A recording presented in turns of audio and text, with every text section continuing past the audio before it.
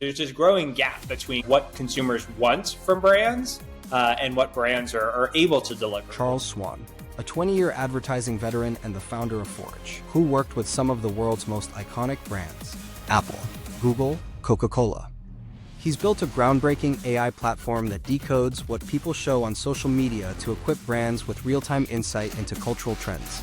A picture tells 1,000 words. I wanted to understand them all. You now spend your daily life professionally decoding the meaning behind billions of images on the internet. Culture is moving so fast that it's very difficult for brands to be able to keep up. We go through social media, Instagram, TikTok, and YouTube, and we look for videos, images that are related to whatever topics clients would be interested. The fascinating thing about the AI is that if you can give it the right inputs in the right way, it has more than enough context to understand what the person is trying to express, even if they're not willing to say it to themselves. There's a whole bunch of things that you could do as a brand. The challenge is not defining what you could do. The challenge is defining that one thing that you should do. It's the foundational challenge that Forage is addressing. We help brands see culture with greater visibility, with greater velocity, and be able to take those insights and turn them into experiences.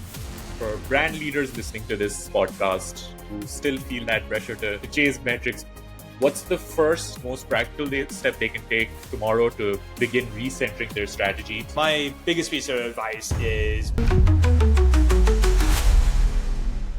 in a world saturated with digital noise, how do brands build a genuine connection with their audience? Are we sacrificing cultural relevance for clicks and conversions? And could the key to unlocking authentic brand building lie within the very technology that many fear will dilute it? Welcome to the AI and Beyond for Business podcast, the show where we explore the cutting edge of technology, creativity, and culture. I'm your host, Arham, and today we have a very special guest who is tackling one of the most pressing challenges in modern marketing. We're joined by Charles Swan, a 20-year advertising veteran and the founder of Forage. Charles has worked with some of the world's most iconic brands like Apple, Google, and Coca-Cola. He's identified a critical flaw in the way brands communicate today. They're losing their soul in the relentless pursuit of short-term metrics. His new venture, Forage, is on a mission to change that. They've built a groundbreaking AI vision platform that decodes the cultural truths hidden in millions of social media images, offering a new way for brands to find meaning and forge a genuine human connection. And to give us insight into the powerful technology making this all possible, we're also thrilled to welcome Yann, the CTO of Zazmic. As a key partner in this venture, Zazmic has been instrumental in building the groundbreaking AI vision platform powered by Google Cloud that decodes these cultural truths. And Yann will be sharing the expertise behind this. In this episode, we'll dive deep into Charles's philosophy on using AI not to replace human creativity, but to supercharge it.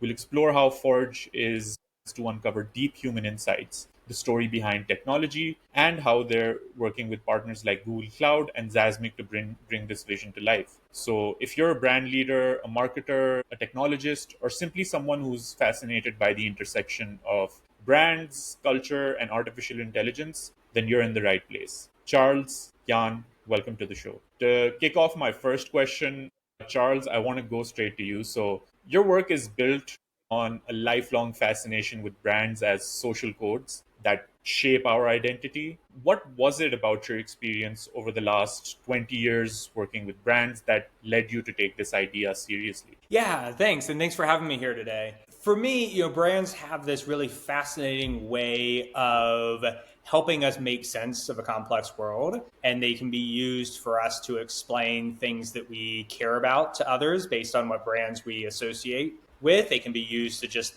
make buying things easier because we know what to expect from the brands, and do all sorts of things. And so I've just been fascinated with the idea that humans accept brands in our lives for these different purposes. And a big part of what drove me to start Forage is watching as culture itself increased the importance of authenticity, right? Brands and people and everyone are expected to be better connected into culture. Yet a lot of the marketing efforts were struggling to keep up and relying more on performance marketing and other tools for that. And so there's this growing gap between kind of what consumers want from brands and what brands are able to deliver. And it's not for lack of a desire. I think you talk to every CMO and every leader out there and they realize the power of authenticity and strong brands. The challenge is just that culture is moving so fast. It's so complicated and it's so fragmented that it's very difficult for brands to be able to keep up because it's no longer what's happening this quarter. A lot of times it's what's happening this week and what's happening this week among a niche group of people in a part of the world that you don't have visibility into. And so my goal was just how do we help brands see culture with greater visibility, with greater velocity, and be able to take those insights and turn them into experiences for brands. I like how you mentioned how brands are something that not just people, but also cultures accept. I want to throw the question back at you and ask you about the first brand that captivated you as a child and made you realize that it's more than just a physical object on the shelf, but it's a story. So could you talk about one product that did that for you? Yeah. I mean, I'll age myself a little bit here and say I grew up in the age of the Chicago Bulls being, Michael Jordan and all of that. But I also grew up in a place where we didn't have a bunch of money for fancy, Nike clothes and gear for that. So I remember very vividly getting a Chicago Bulls Nike hat.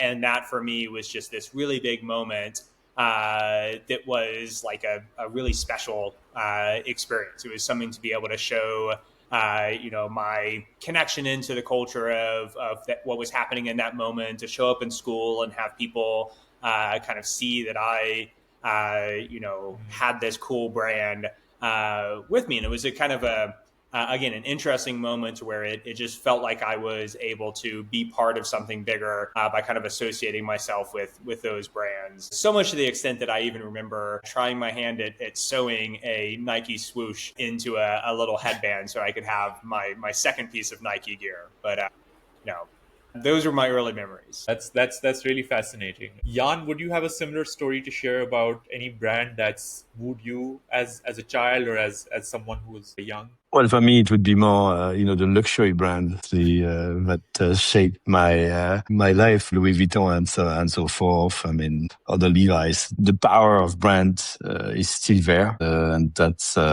something that has shaped pretty much everyone. So, similar experience with probably a different type of brand. Right. Charles, I want to come back to you. You now spend your daily life professionally decoding the meaning behind millions of images on the internet. When you're just scrolling yourself, what's a recent trend or visual that has caught your attention and made you think, now that's interesting? Yeah, I'll jump on the bandwagon of lots of people who know it, but the Coldplay concert meme was huge. But for me, I think in stories. I think a lot of people in marketing think in stories. And what was fascinating for me was not that that story got picked up, but what is underneath it? Why do humans all across the entire world get interested in that story? Because I think if you understand the deeper meaning of the story, it helps brands do something authentic in response. So there's a lot of brands who jumped in the bandwagon and just kind of mimicked exactly what it was. But really the deeper story behind this is this human kind of anxiety that we all possess, that we are hiding something and we're afraid that other people are going to find out, even if it's something small, even if it's just I don't feel like I'm as good at programming as I should be, or I'm not wearing the right brand or something like that. We all have that little fear, and being able to see that in someone else having a big, massive problem allows us to be well, at least my thing I'm hiding is not that big, or I wouldn't make that mistake. And so as I watched kind of brands mimic that, I was like, man, I think there's if people understood the deeper story of this idea of getting caught doing something you shouldn't do, they could have much better stories out of it. So I think of going back to my Nike example, Nike doesn't have to try to replicate exactly that, but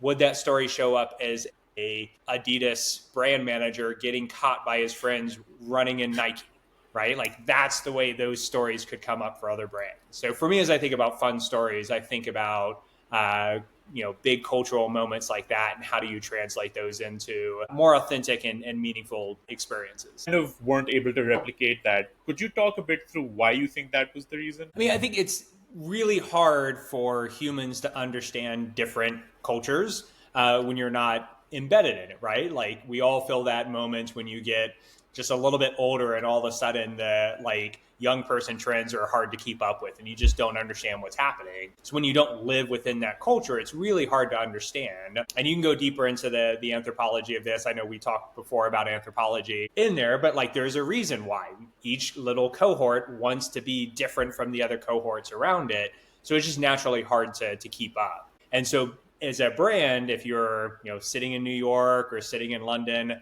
trying to understand what people in another country or another place are understanding about or how they're interpreting that trend, it's nearly impossible, especially when you're thinking about how would this show up among young women in Japan? It just is not something you can do. So brands struggle just saying what does this authentically mean? How does it get picked up among these different audiences? When again, there's no way for me to know what that person lives like at the speed that I would need to be able to take advantage of it. And that is what Forage is trying to help with, is how do we understand those little moments and those subcultures to be able to understand how that story shows up. Right. Yann, I want to bring it back to you. So from a technologist's point of view, what was the initial spark for you when Charles came to you, or when you heard of this vision of Forage? What at that time did you feel was the core technical challenge that made you kind of think that we can build this? I've done 20 years of ad tech. I think I mentioned that to Charles when I met him the first time. What was interesting with the project, we knew, right? There's not a lot of things we cannot build. But I think more interestingly, Charles is a real entrepreneur. I have some instinct about that because I meet a lot of people that want to build stuff and build companies. Not only Charles had the vision and the domain expertise, but he also has the grit, right, to invest in his own company and, to go through the step and bootstrap a company. And very few people can do that. In the Silicon Valley, you have more people like that, but very few anyway. So it was a mix. It was I can build this for sure. I know what he wants to do, but more importantly, I can trust him to make it successful. And I think that's the difference to me. Yeah, I have to agree. In my pre-conversation with Charles, I was actually going through the idea, and I was like, "This is a big challenge you've taken on." I mean, coming out and saying that I want to disrupt marketing, that's perhaps it's a scary thing to take on. So it's definitely a brave move from Charles, and we'll definitely be interested to see how fast we can see all this change. But the mission and the challenge you've taken on, it's fascinating to see someone finally do that. And who better than someone who's been in the industry for over 20 years? Charles, I want to come back to you and ask you, since you've spent a significant part of your career working with pretty big brands, Apple, Google, Coca-Cola are just the few. What was kind of the recurring friction or frustration you were experiencing, not just working with these brands, but generally brands, that made you realize that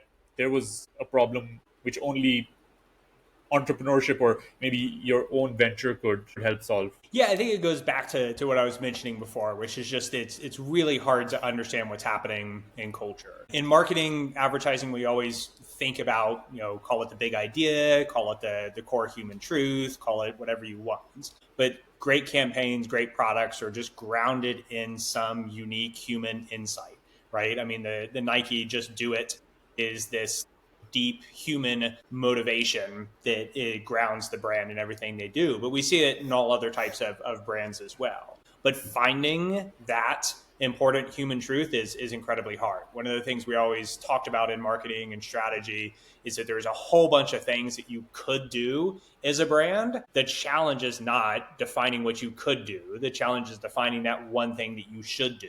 And to do that, you have to be able to quickly understand consumers, scale or size what the problem is, understand what competitors are doing in this space. So all these different types of insights that you need to get. And the challenge for every brand is making sure you can get those insights in the form that you need them and at the speed you need them to make the decisions. The challenge over the last 10 years is that speed has just increased exponentially. 6 years ago, 10 years ago, you could have 4 weeks to find an insight and that would be fast. Today, 2 weeks to find an insight feels like it's taking forever. And so a lot of what happens is you just don't have time for the insight. So brands ends up trying to make decisions based on kind of outdated insights or making decisions off of gut instinct. And that makes it really, really hard to have repeatable success when you're relying on gut instincts for it. Right. You even mentioned an interesting point in the founder's story which was that there was time in the last few years where clicks and conversion gained that importance over cultural relevance or just forming a community around your brand. Is this something you specifically experienced in a particular project that you worked at? And how did you try to kind of combat it or get your point across at that time? Yeah, I mean, for me, it's, I've done a lot of work in kind of growth strategy and trying to think about, what should we be doing? And a key thing we always think about is like, understand why this thing is happening. And for me, like performance marketing and the focus on clicks and conversions happen for a very natural reason, which is that it gives some level of predictability to the spend. And companies, every business out there wants predictability and ROI in what they spend. And so for me, like the tipping point is just watching as the predictability of performance marketing got better and better. We can argue about what the long-term impact is, but you can't argue that there's ROAS and I can measure ROAS and I can tell you what it's going to be. Brand building doesn't have the same level of predictability in the near term for most situations. And so for me, it was watching, as brands were saying like, well, I can invest in brand building, but then I don't have metrics to measure it in as great of clarity as I do for my digital marketing campaigns. As budgets get tighter, as pressure gets more, we're emphasizing more and more the clicks and conversions because that's something that I can prove to my C-suite, the ROI. And how do we bring that same level of predictability, that same level of repeatability into brand building is the foundational challenge that Forage is addressing. Just to also clarify to the audience how Forage works, because it's not about using AI to mimic the culture, but it's to make sense of what's going on through AI. Could you walk us through a real-world example of how Forage's AI vision algorithm would analyze a photo from social media? Maybe we can pick up from the same Coldpay trend and reveal the hidden truth behind it. And also, what would be the difference in having a human strategist look into this? What would they essentially overlook which the AI algorithm wouldn't? Yeah, so Forage at its core is like a human desk researcher or anthropologist, right? We go through social media, Instagram, TikTok, and YouTube, and we look for videos, images that are related to whatever topics clients would be interested in. That could be influencers, that could be collections of demographics, so Gen Z, Gen Alpha, or it could just be keyword trends of what are people talking about in the best running shoes. Each of those posts gets evaluated, again, as a human would look at it. What is happening with the consumer? What is this creator trying to express? Are they saying, I am innovative, I am fit, I am successful? What brand shows up or brands show up in this video? And how is that brand being expressed by the consumer or the creator, if you will? Is the creator saying like, think of me as affluent and successful because I have a Louis Vuitton bag, or think of me as authentic and rugged because I'm wearing Levi's, right? Those brands play that role in there. What is the challenge, obviously, for any person who's done desk research is that you can spend 8 hours and go through a couple hundred posts in detail and kind of get a sense of what's happening to that.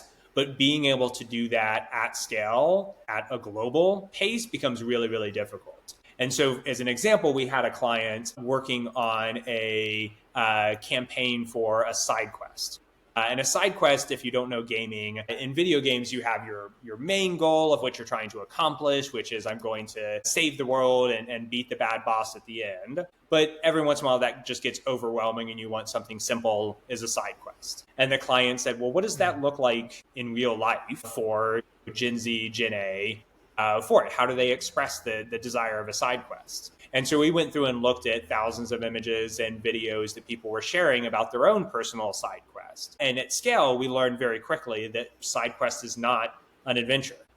People are not sharing stories of their side quest with strong degrees of adventure. They're not off doing some crazy hike. Almost by definition, a side quest is something that is comfortable, something that is familiar, but it's an elevated experience. So one of the examples I give is that, let's say you're going to travel to a foreign country. You're doing your adventure things in foreign countries and you're trying new food, you're doing different experiences, but then you end up at the fanciest McDonald's in downtown Paris or something like that, right? You may never eat in McDonald's in your real life, but there's that just, fancy McDonald's in Paris that just draws you in. That's your side quest. It's familiar, but it's elevated, right? So to have the clients be able to very quickly orientate around this idea of the side quest, wait, it's not an adventure. We shouldn't be expressing it in that way. Instead, we should be expressing it as like this everyday elevated experience that people can have, allow them to really quickly resonate with that. And as we think about expanding that globally, what would that same thing look like for consumers in Mexico? What would that look like for people in the Philippines? All of that becomes a possibility when you can look at AI and use it to go at scale. It doesn't care about language, so I can look at it within different markets really easily. And that's a big difference between what you can do with AI versus what a human could do. It's really interesting, and I was actually writing down something as you were talking about that, because it's almost like where we would traditionally take words at meaning or their literal definition. It seems like now we're going a bit broader and saying that, hey, you know what, this word might mean a certain thing, but what meaning are people giving to it? So with side quests, it's the word itself that matters as much more, and this can go similarly for words that have no meaning at all when you look up definitions, right? I think we've seen that a lot with Gen Z using the internet, is that those words might not have any meaning, but it's the meaning they're giving it to them. And Forage is able to go through the online forums and actually find out what those words are trying to say. Am I understanding that correctly? Yeah. The one clarification I have is we're not looking at forums, we're looking at the social media videos and images in there. So that for us it's the richer source of where most people are going, younger people are going today to talk about or to learn about different trends and different behaviors. Yann, I want to come back to you for a second. Could you actually demystify the tech behind this a bit as well? Because I think Charles has given a pretty interesting overlay of what Forage's algorithm is capable of. Can you tell me what's happening under the hood? Sure. I mean, you have a lot of technology and shortcut that help the AI understand the meaning between a picture or a video, as opposed to just see what's in it. So from a technology point of view, you're building model and you're building databases and RAG to understand what is in an image. But what I'm talking about, totally, what exactly are they doing, what potentially they are going to do, and so forth, right? So it's a bit more complex than raw AI, because AI is really good at the what. But if you want the semantic of what they're going to do after that, is a bit more complex. And so we've been working hard to do the second thing, which is interpreting, like the object or what is happening in a video or an image to make it meaningful to the audience. I might jump in. Yann is like a less technical person. The way I think about it is, if you were to ask how does a human learn what a picture means or what a scene means or what different words mean, we look at how they're grow up, right? We have fairy tales as children. We have teen books that teach us about relationships. We go to school, we watch movies, all these different types of things. So we learn social norms. We learn what it means to have grit and determination through that. AI has done the same thing. It's read every children's book, watched every movie. It's seen all these different images. So when I ask, what does it look like for someone to express creativity through the eyes of a child, it has millions and millions of examples of it. The challenge, of course, is to be able to go backwards with that, which is to take the outcome, the image, the video, the context, the broader thing, and decode the meaning in a way that can be structured and scaled to it. But the fascinating thing about the AI is that if you can give it the right inputs in the right way, it has more than enough context to understand what the person is trying to express, even if they're not willing to say it themselves, because that often happens in an image. I'll tell you one thing in my caption, but then when you look at the image itself, it's quite a different thing that I'm trying to express.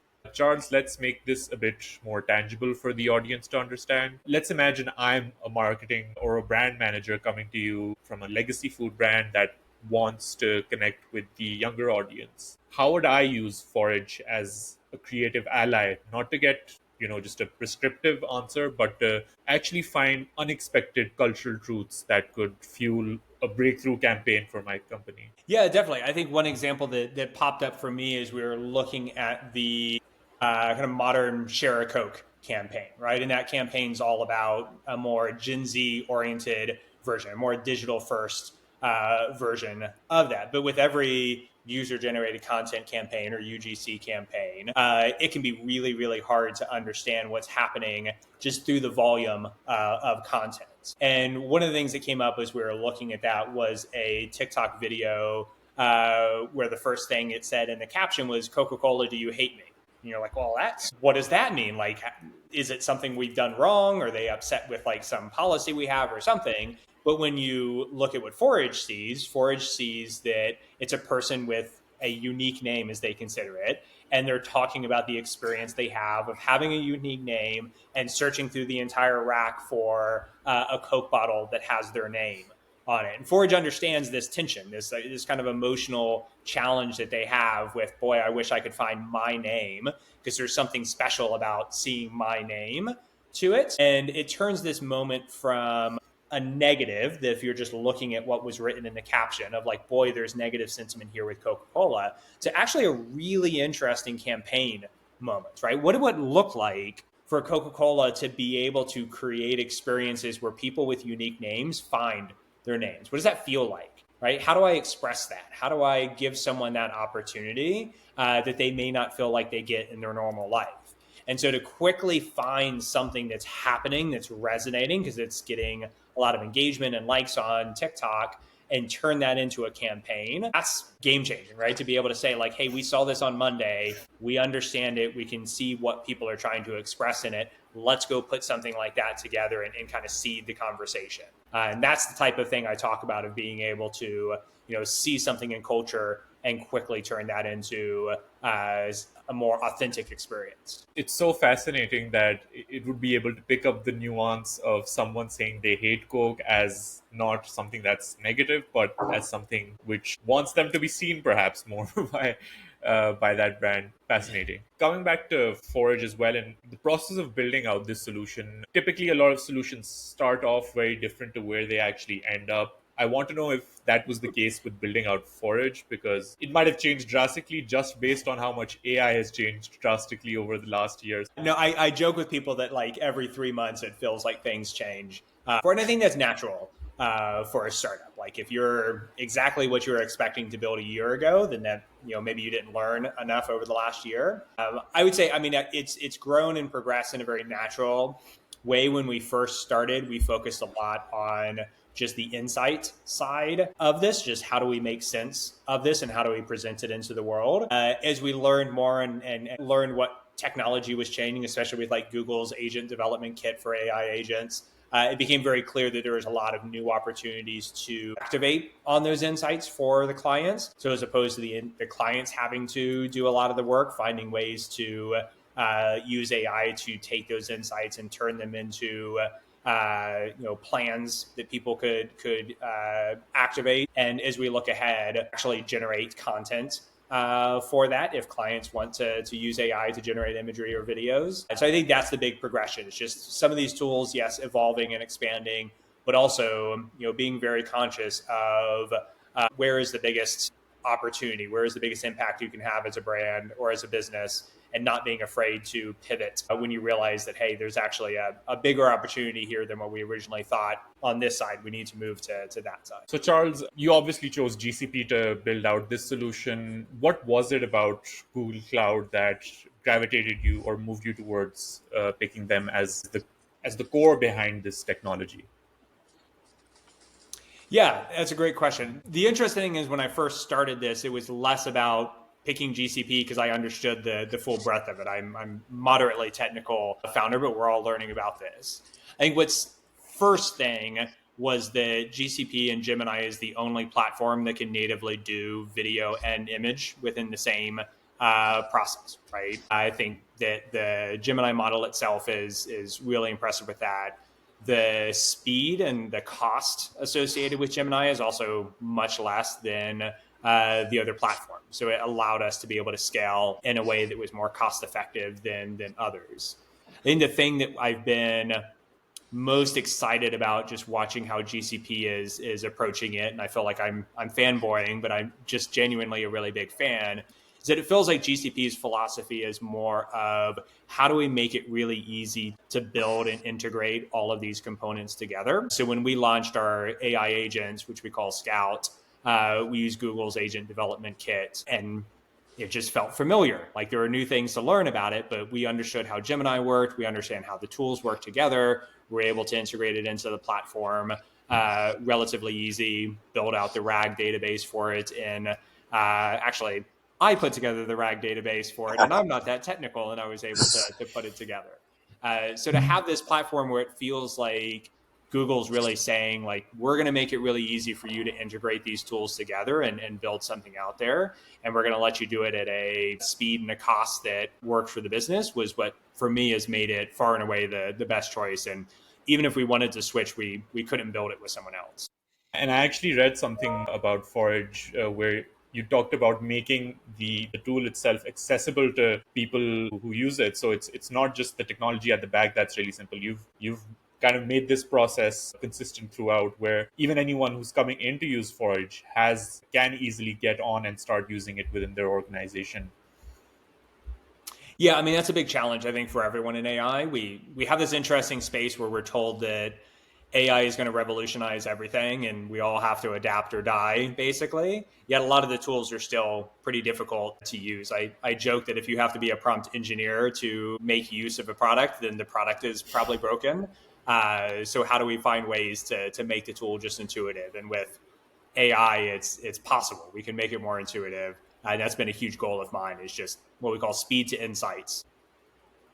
Yeah. Now, Google Cloud was an important part of the process, but having the right engineering team was just as important. You got to work with Zazmic, its massive engineering team. What was that experience like? What stood out for you? Yeah, I think for me, the biggest challenge in building AI products these days is that the technology is so new that it's really hard for product people to understand what the technology is capable of doing and what it's not. It has a very fuzzy frontier of AI. There's things that it does incredibly well. There's things that it does really poorly. Everyone jokes about like how many bees and blueberry type thing. And it's silly, but it's a good example of it's just hard to know what's good and bad. And so what struck me about working with Zazmic that was really fun is that, I know the problem really well. I understand what brands are struggling with. I know enough about the technology to have a sense of what is possible and not possible in that. But Zazmic was able to take what feels like is viable when I'm prompting things manually, one at a time, and turn that into a scalable solution. I see so many times on LinkedIn, people are like, oh, here's my prompt technique for how to get this thing to do that, which is cool and it's interesting. But if I say, now I want to do that 100,000 times on 100,000 different situations and instances, and I need it to work every single time, that's a technical challenge that is just incredibly difficult to do. And Zazmic was the team of people who I could explain 90% of what I wanted to have happen, and they just went and made it happen. And we continue to see that as we're trying new things with agent development kits and other things like that. It's like, I think this thing should be possible. How do we go make it happen?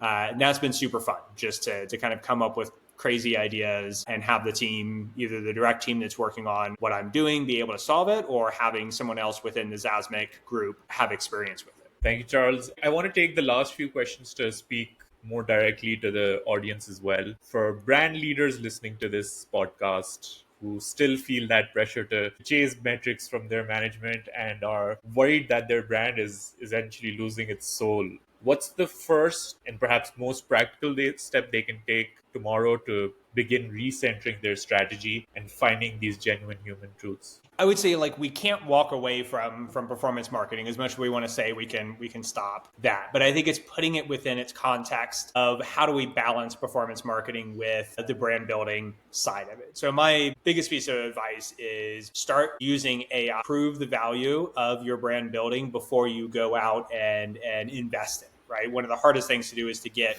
any business to invest in a brand building campaign if you can't demonstrate that it is authentically connected to what's happening in culture. So being able to say, hey, here's the proof I have for why this brand building is going to work.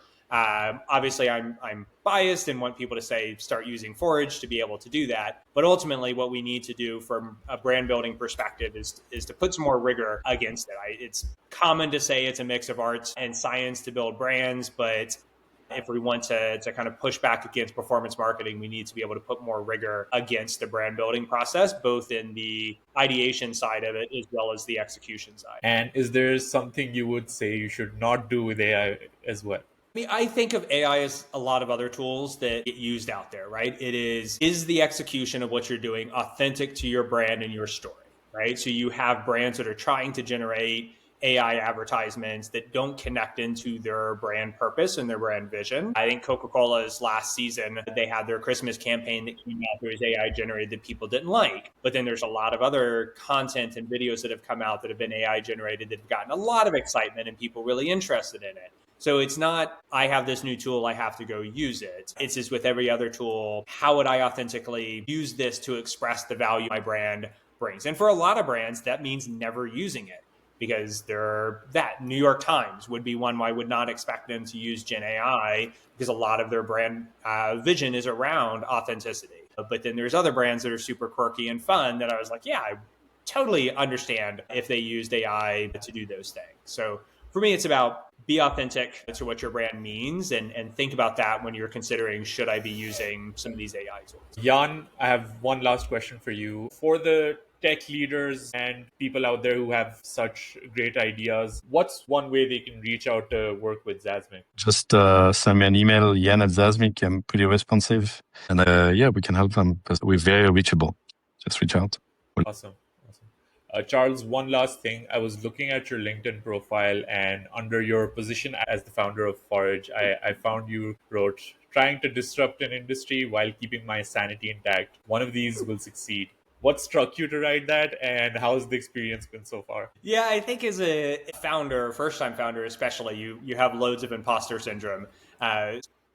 It never stops, Charles, just so you know. Yeah, exactly. I think it's healthy to have a little bit of fear that maybe you don't know what you're doing. But I think it just kind of reflected the feeling of being a founder, like a lot of excitement, a lot of confidence that we're doing something special, but at the same time, staying up late at night, being anxious about whether it's actually going to work is a common feeling. So I think that just kind of captured it well, of that feeling of like, maybe we're going to do something amazing, or maybe I'll go crazy trying. Awesome. And just looking 5 years into the future, what do you believe will be that defining characteristic of brands that actually stand out, and what role do you hope Forage ends up playing in that? I think it's going to be the same as what we see today. We see a brand like Poppy who, became a $1 billion brand because it authentically reflected cultural moments. So my hope is that in 5 years from now, brands will continue to be standing as powerful cultural symbols for something, that they'll reflect some authentic human need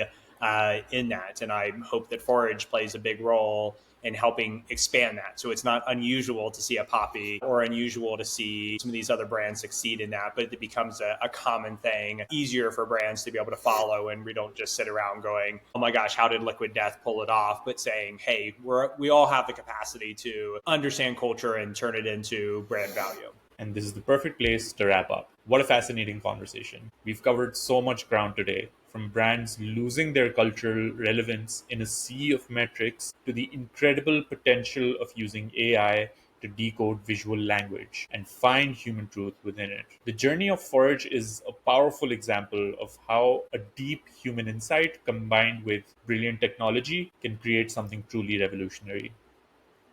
A huge thank you to my guests today. First, to Charles, the founder of Forage. Charles, thank you for sharing your passion and vision for bringing the soul back to branding. It's been incredibly insightful. And to Yann Kronberg, the CTO of Zazmic. Yann, thank you for breaking down the complex technology behind this and giving us a look under the hood at the partnership that makes this all possible. For our listeners who want to learn more, you can experience the future of brand intelligence at letsforage.com and discover the technical expertise behind it at zazmic.com. We'll have links to both in our show notes, along with the LinkedIn profiles and emails for Charles and Yann if you'd like to connect to them directly. As always, thank you for tuning in to the AI and Beyond for Business podcast. If you enjoyed today's conversation, please consider leaving us a review on Apple Podcasts or Spotify. It really helps us reach new listeners. Don't forget to subscribe so you don't miss our next episode. I'm your host, Arham. Thanks for listening.